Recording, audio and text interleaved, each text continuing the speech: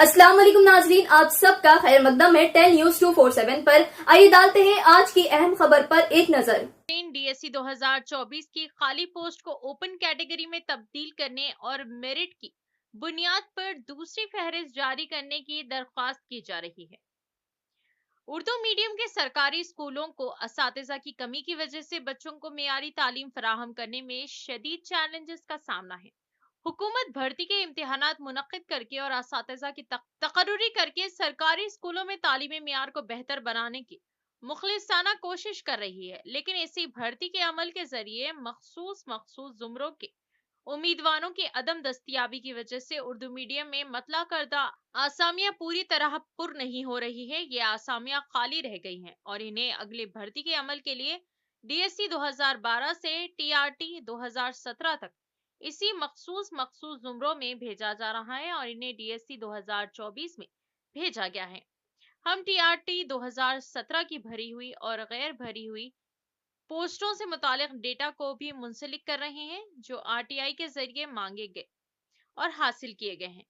मातेह service role 22 head second के मुताबिक इन पोस्टों को ओपन कैटेगरी में तब्दील किया जा सकता है, इसलिए हम आपसे दरख्वास्त करते हैं कि बराए मेहरबानी इस मामले को देखें और उर्दू मीडियम स्कूलों की बेहतरी के लिए मुनासिब इक़दाम करें। आइए नाज़रीन देखें इसी की तफसीली रिपोर्ट। टेल न्यूज़ 247 को लाइक करें, शेयर करें और सब्सक्राइब करना ना भूलें। वालेकुम रहमतुल्लाहि वबरकातुहू। मेरा नाम शाहीन है, मैं आदिलाबाद डिस्ट्रिक्ट से हूँ। मैं एलपी उर्दू लैंग्वेज पंडित का एग्ज़ाम लिखी डीएससी 2024 में, मेरा रैंक फर्स्ट है। और स्कूल असिस्टेंट उर्दू का लिखी, उसमें मेरा रैंक सेकंड है। 2 पोस्टों को भी मैं एलिजिबल रहते पर भी मुझे पोस्ट नहीं दिया गया। मैं अभी तक बेरोजगार हूँ। इसकी वजह क्या है? हमारे सारे उर्दू मीडियम के तकरीबन 50% से ज़्यादा 666 पोस्ट बैकलॉग में चले गए। तो इन बैकलॉग पोस्टों को, अनफिल पोस्टों को फिल करते हुए सीएम रेवंत रेड्डी साहब से हमारी गुजारिश है, मुतालबा है कि सेकंड मेरिट लिस्ट जारी की जाए और वो बैकलॉग पोस्टों को, अनफिल पोस्टों को फिल किया जाए और हमारा अपॉइंटमेंट हमें दिया जाए। जिस तरह आप फर्स्ट अपॉइंटमेंट्स दिए, उसी तरह हम आपको भी एहतराम के साथ हमें रोजगार लगाया जाए, रोजगार का तखर्रुर किया जाए। बस हमारी यही गुजारिश है सर आपसे कि आप बोले आप बहना है हमारे, आप हमारे भाई है, हम आपको भाई की तरह आवाज दे रहे, आप हमारी आवाज सुनिए।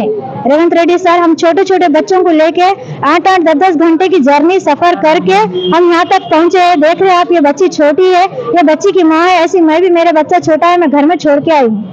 हम लोगों की एज खत्म हो जा रही सर। अब इसका नेक्स्ट डीएससी में कई कैंडिडेट, कई एस्पिरेंट ऐसे हैं कि जो सुने कि एस्पिरेंट्स ऐसे हैं जो 2024 का 2025 में जो आप डालेंगे, 25 में डालेंगे जो डीएससी, वो नहीं लिख सकते क्योंकि उनकी एज लिमिट खत्म हो जा रही।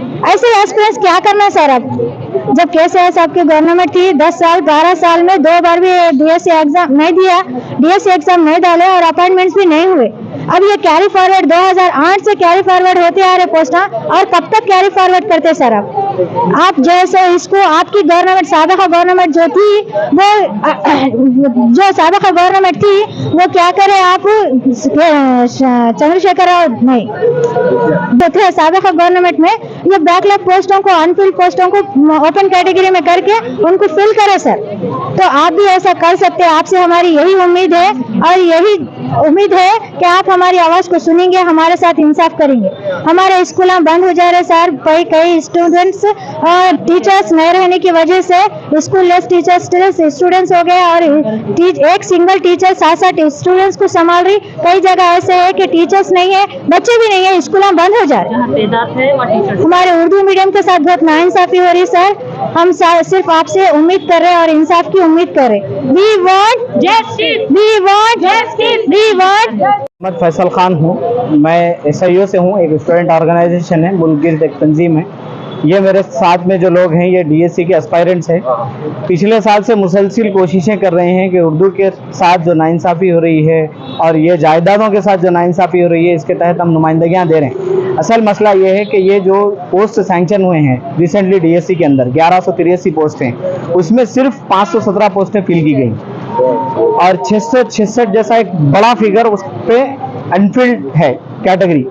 हम ये डिमांड कर रहे हैं, हुकूमत तेलंगाना से हम डिमांड कर रहे हैं। आज हमारा प्रोटेस्ट भी हुआ, हंगर स्ट्राइक के लिए हम बैठे थे, लेकिन पुलिस हमको जो है वहाँ से थोड़ा फोर्स करके हटा दी।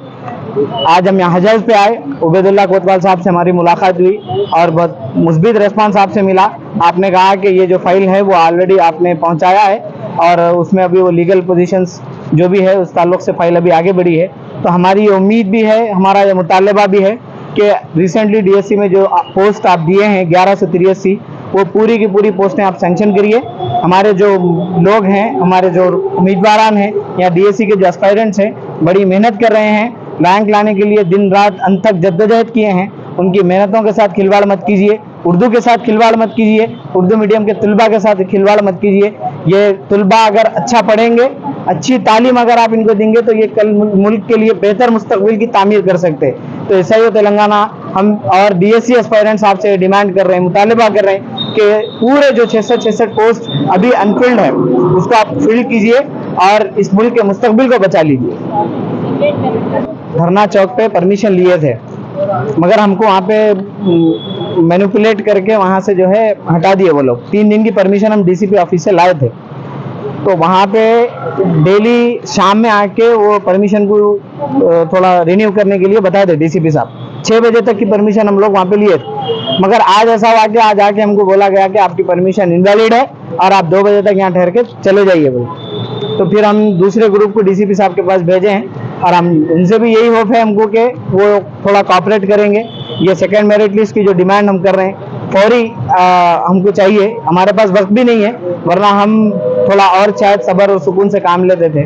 वक्त हमारे पास बहुत कम है, टेट का नोटिफिकेशन आ गया, नेक्स्ट डीएससी का अनाउंसमेंट हो चुका है, तो ऐसे में ये जो पोस्टिंग पिछली पोस्टें हैं ये पूरी बेकार हो सकती है। तो बात पहुंचाइए हमारी, हम ये चाह रहे कि सब तक बात पहुंचे। हम मुख्तलिफ जगहों पे जा रहे, लोगों से नुमाइंदगियां भी कर रहे, एहतजाज कर रहे, मुख्तलिफ किस्म के प्रोटेस्ट वगैरह भी ऑर्गेनाइज कर रहे, लेकिन उसका कोई पॉजिटिव रिस्पॉन्स और असर हमको महसूस नहीं हो रहा। तहरीरी नुमाइंदगी किससे करेगा? तहरीरी नुमाइंदगी अब मैं नाम लूंगा तो शायद वो वक्त वो नहीं है, लेकिन मैं ये समझता हूँ कि तकरीबन हर मिनिस्टर को, हर कांग्रेस के बड़े लीडर को, माइनॉरिटी लीडर्स को, अपोजिशन के लीडर्स को और उम्मत के जो कायदीन हैं उन तक हम तकरीबन लोगों तक पहुंचा दिए। सबों नुमाइंदगियां हम दे दिए, अजला की सतह पे दिए और जिले की और शहरों की सतह पे भी दिए और स्टेट की सतह पे भी दिए, लेकिन अभी तक हमको कोई खातिर ख्वाह नताइज नहीं मिले। बहरहाल हमारी उम्मीद है, हमारे साथ जो लोग हैं वो बहुत ज्यादा एक्सपेक्ट कर रहे हैं गवर्नमेंट से। पिछली मरतबा भी केसीआर की गवर्नमेंट में ये नहीं हुआ था काम 2 मरतबा, लेकिन कांग्रेस गवर्नमेंट के अंदर हुआ था। चूंकि कांग्रेस गवर्नमेंट फिर से एक मरतबा हम कांग्रेस पे भरोसा करें, तो उनसे ये उम्मीद है हमारी कि वो हमारे भरोसे को कायम रखेंगे, हमारे एतमाद को फिर बढ़ाएंगे और ये जो पोस्टें हम चाह रहे वो पोस्टें हमको देंगे।